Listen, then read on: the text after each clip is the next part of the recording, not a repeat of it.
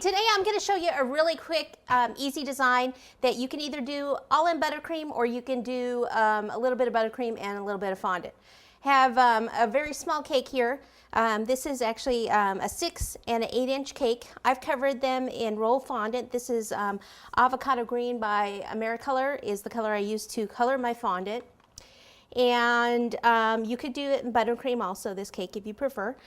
The board here, I just went with a little bit larger board because I wanted some of my design to actually come out onto the board. So this is actually a 16-inch board, and it's just covered in ivory contact paper. Okay, so if you have any questions on how to ice your cake smoothly, we have the buttercream from A to Z, or how to cover a cake in fondant. We do have the fondant from A to Z also. How to stack a cake, I believe, is in your tools section on the Yummy Arts website. So this is just about the design. Again, a really quick, easy design for you to do. So let's move on over here. What you need first are just some flower cutters, okay? These are actually, this is a set of hydrangea cutters. It's a 4-petal flower. I've got this 4-petal set here.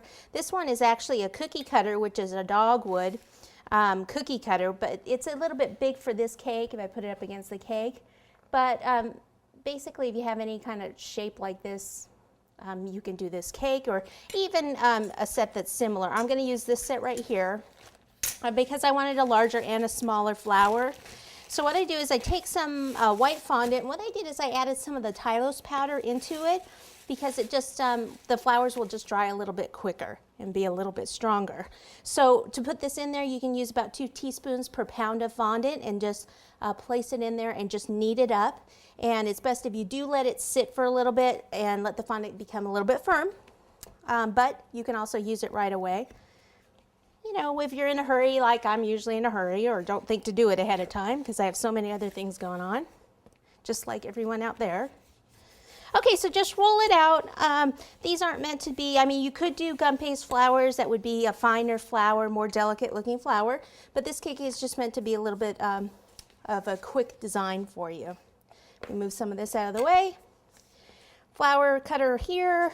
So I just cut a few of the different sizes.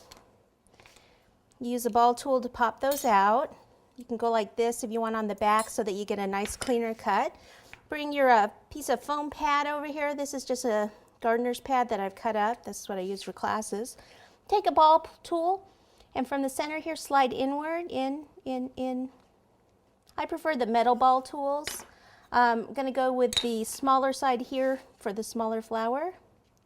I just find the metal ball tools actually slide a little bit easier on the fondant. Then, as you can see here, I have a whole tray of these flowers that I've just placed plastic wrap on here. So you could do these at the beginning of the week if your cake is due at the end of the week. Then you don't have to worry about doing the flowers. Like I said, on half a cake, I'm going to show you the fondant flowers. The other half, I'm going to show you how to do buttercream flowers. So we'll start with the fondant side. Okay. So for these flowers, I've got a paper towel here. These I just made a little while ago, so they're pretty fragile still. Like I said, it's actually best if you make them the night before because then they're a little firmer, so when you go to brush them, they won't break as easily. And I like to use the raspberry luster dust. Luster dusts have a sheen to them. Petal dusts do not. They're matte finish. And I like to just brush the edges, basically the edge, and then inward a little bit. And that leaves most of the center white.